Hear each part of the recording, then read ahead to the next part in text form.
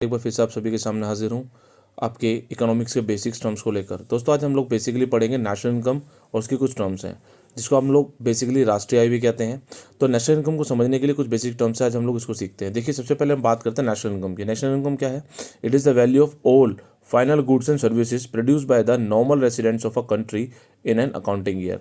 दोस्तों बेसिकली क्या चीज़ होती है नेशनल इनकम? कि जितने भी प्रोडक्शन हमारे यहाँ पर फाइनल गुड्स की जा रही है, ठीक है, या सर्विसेज दी जा रही हैं एक नॉर्मल रेजिडेंट द्वारा, जो एक इंडिया का एक नागरिक है, ठीक है, एक अकाउंटिंग ईयर जिसको आप लोग 1 अप्रैल टू 31 मार्च को आप लोग कंसिडर करते हैं, वो क्या है? नेशनल इनकम है। तो कौन कौन से टर्म्स होते हैं ये सीखते हैं। सबसे पहले आता है आपका फैक्टर ऑफ प्रोडक्शन। तो फैक्टर ऑफ प्रोडक्शन कौन सा होता है? लैंड, जहाँ से आप लोग रेंट की बात करते हैं, लेबर जहाँ पे आप लोग वेजेस की बात करते हैं, कैपिटल जहाँ से इंटरेस्ट गेन करते हैं, एंड एंटरप्रेन्योरशिप जहाँ पर आप लोग प्रॉफिट की बात करते हैं। बेसिकली 4 ही आपके फैक्टर ऑफ प्रोडक्शन होता है: land, labour, capital and entrepreneur. These are the 4 factors of production. आइए जानते हैं कुछ हिस्ट्री नेशनल इनकम की, कि हम लोग नेशनल इनकम के लिए बात करते हैं या कहाँ से हमने इसका बैकग्राउंड है, क्या हिस्ट्री रही। चलिए बात करते हैं। सबसे पहले the first attempt was made bye दादा भाई नौरोजी। दोस्तों ये बात याद रखिएगा, दादा भाई नौरोजी ने इन 1867 से 68 पहली बार नेशनल इनकम की बात की थी। इन्होंने बताया कि per capita income as 20 rupees. तो याद रखिएगा, जो पर कैपिटा इनकम को 20 रुपीज़ जो कंसिडर किया गया था सबसे पहली बार, तो किसके द्वारा किया गया? दादा भाई नौरोजी के द्वारा। तो दोस्तों ये बात याद रखिएगा, मोस्ट इंपॉर्टेंट चीज़। उसके बाद अगर हम लोग बात करें the first scientific method by, यानी कि जो सबसे पहला साइंटिफिक मेथड यूज़ किया गया था वो डॉक्टर VK राव द्वारा इन 1931 टू 32। ये एक बेसिक ईयर रहा जो उन्होंने बताया कि पर कैपिटा इनकम कितनी थी? 62 रुपीज़। ये मोस्ट इंपॉर्टेंट पॉइंट है। ये पहले ऐसे विद्वान या फिर ऐसे व्यक्ति रहे, इकोनॉमिक्स रहे, जिन्होंने VK राव ने क्या किया, यहाँ पर 1931 से 32 में पहली बार पर कैपिटा इनकम को 62 रुपीज़ बताया साइंटिफिक मेथड को यूज़ करते हुए। तो दोस्तों याद रखिएगा 31 32 क्यों? क्योंकि आपको याद होगा 1930 में एक ईयर आया था, year of great depression America में, आपको अच्छी तरीके से याद होगा। और वहाँ पर एग्रीगेट डिमांड बहुत तेज़ी से बढ़ गई थी, जिसकी वजह से क्या हुआ था, चीज़ें बहुत ज़्यादा महंगी हो गई थी। बट प्रॉब्लम ये थी कि पैसे उस किसी भी एक प्राइस के लिए, जैसे कि मान लीजिए मैं एक एग्जांपल दूं, एक ब्रेड का पीस जो लगभग 1-1 लाख रुपए बिका, क्योंकि वहाँ पर जो टर्म्स हैं, जो पैसे हैं, वो कहीं ना कहीं बहुत ज़्यादा कॉस्टली होती है चीज़ें, और वहाँ पर पैसा ज़्यादा होने की वजह से जो एग्रीगेट डिमांड थी वो बहुत ज़्यादा थी, पर सप्लाई बहुत ज़्यादा कम थी। इसीलिए उसी के बाद डॉक्टर VK राव ने 1931 से 32 में क्या किया, पर कैपिटा इनकम को मेजर किया, जो 62 रुपीज़ थी।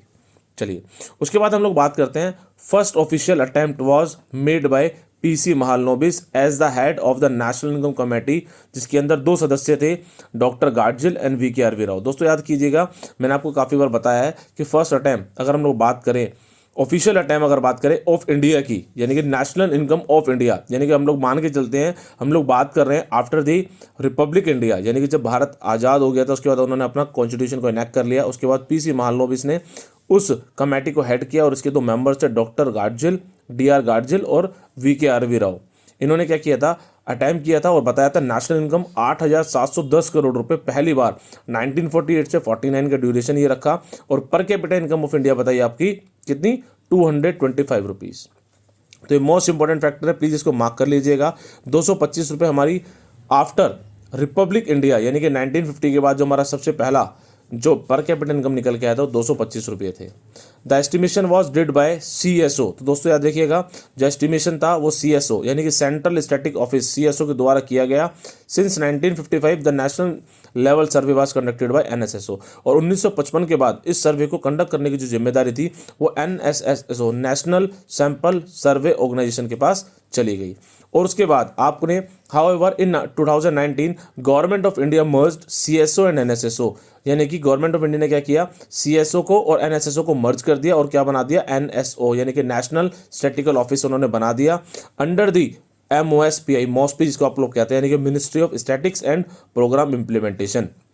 तो दोस्तों ये इसका फेज है, आप लोग याद रख लीजिएगा। काफ़ी बार यहाँ से क्वेश्चन आपसे पूछे जाते हैं कि अब जो डाटा प्रेजेंटेशन 2021 के सेंसस ऑफ इंडिया आना था वो किसके द्वारा प्रदर्शित किया गया है, तो वो NSSO के द्वारा किया गया था, NSO द्वारा। ठीक है, याद रखिएगा आप लोग इसको। चलिए अब हम लोग बात करते हैं नेशनल इनकम के मेजरमेंट की। काफ़ी बार हम लोगों ने देखा है कि हम लोग ना काफ़ी बार नेशनल इनकम को याद करते हैं, नेशनल इनकम को निकालने का तरीका। आइए मैं आपको एक शॉर्ट ट्रिक बताता हूँ, बहुत ज़बरदस्त। देखिए, जब भी कभी भी हम लोग ग्रोथ से नेट में जाते हैं तो हम लोग क्या करते हैं, डेप्रिसिएशन को लेस करते हैं, और हम लोग नेट से अगर ग्रोथ में जाएंगे तो डेप्रिसिएशन को हम लोग ऐड करेंगे। ठीक है, उसके बाद हम लोग बात करते हैं डोमेस्टिक से नेशनल, यानी कि जब हम लोग डोमेस्टिक से नेशनल आएंगे तो NFI है, नेशनल यानी कि net factor income from abroad. ठीक है, उसको हम लोग ऐड करेंगे, और नेशनल से अगर हम लोग डोमेस्टिक जाएंगे तो NFI उसमें लेस करेंगे। एक और टर्म है MP, यानी कि मार्केट प्राइस से अगर हम लोग फैक्टर कॉस्ट की तरफ जाते हैं तो बेसिकली क्या करेंगे, हम लोग उसमें से लेस करेंगे IT इनकम टैक्स को और सब्सिडी को उसमें ऐड करेंगे। बट अगर हम लोग जाते हैं फैक्टर कॉस्ट से मार्केट प्राइस तो हमने उसमें IT को ऐड करना, सब्सिडी को माइनस करता है। मुझे पता है आपको लगा होगा ये सारी टर्म्स कैसी हैं, चलिए समझते हैं। देखिए, अगर मुझे net national product at factor cost, जिसको आप लोग राष्ट्रीय या नेशनल इनकम कहते हैं, अगर मुझे निकालनी है और मुझे सिर्फ GDP MP यानी कि gross domestic product at market price दिया हुआ है, तो मुझे कहाँ जाना है, G से N जाना है। तो देखिए, G से अगर मुझे N जाना है तो मुझे क्या करना पड़ेगा, डेप्रिसिएशन को माइनस करना पड़ेगा। ठीक है, फिर देखिए D यानी कि डोमेस्टिक से मुझे कहाँ जाना है, नेशनल में जाना है, तो मुझे क्या करना है, डोमेस्टिक से अगर नेशनल में आना है तो मुझे NFIA को ऐड करना है। इसी प्रकार MP से अगर मुझे FC पे जाना है तो क्या करना है, देखिए सब्सिडी को ऐड करना और इनडायरेक्ट को माइनस करना है। तो दोस्तों, ये फॉर्मूला आपका किसी भी चीज़ के लिए एप्लीकेबल होगा। आपको अब आज के बाद कोई भी नेशनल इनकम को निकालने के लिए कोई फॉर्मूला रटने की जरूरत नहीं है। आप ये शॉर्ट ट्रिक लगाइए और सीधा इस तरह से लिखिए और सीधा फॉर्म कीजिए। G से अगर N पे जाना है तो मुझे डेप्रिसिएशन माइनस करनी है, डोमेस्टिक से अगर मुझे नेशनल पे जाना है तो अब मुझे NFI ऐड करना है, मार्केट प्राइस से फैक्टर कॉस्ट पे जाना है तो सब्सिडी को ऐड करना और इनडायरेक्ट को माइनस करना है। तो ये एक ट्रिक है जिससे आप लोग इसको अच्छी तरीके से याद कर सकते हैं। चलिए, ये जानते हैं इसके आगे के फेज को। देखिए, एक है रियल GDP और एक नॉमिनल GDP। हम लोग बेसिकली बात करते हैं रियल GDP और नॉमिनल GDP की। काफ़ी बार हम लोगों को कंफ्यूजन होता है कि सर रियल GDP क्या होती है, नॉमिनल GDP। आइए समझते हैं इसको।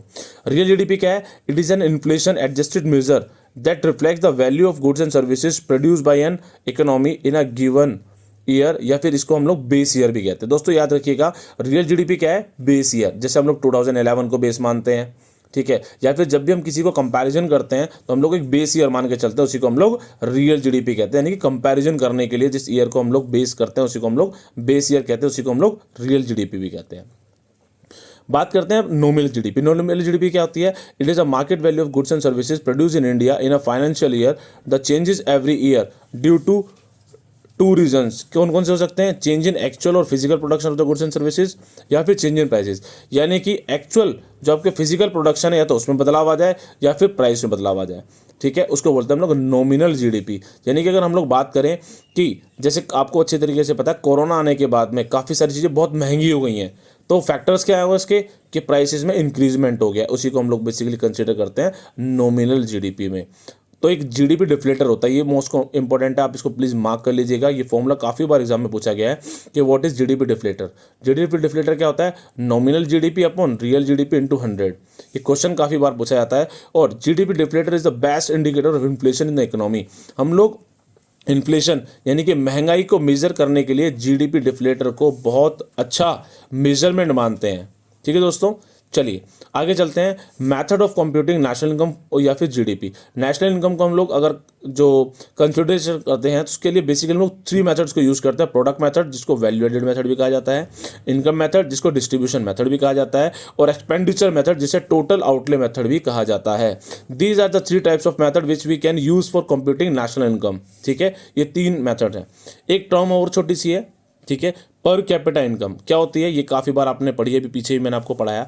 क्या होती है, it indicates the average income per person in a given area in a particular time period, जिसको हम लोग नॉमिनल पर कैपिटा इनकम यानी कि आपकी net national product at current price upon total population, यानी कि national income upon total population को अगर हम लोग ब्रेक करते हैं तो हमें पता लगता है पर कैपिटा इनकम, जिसकी बात हम लोग अभी बात कर रहे थे।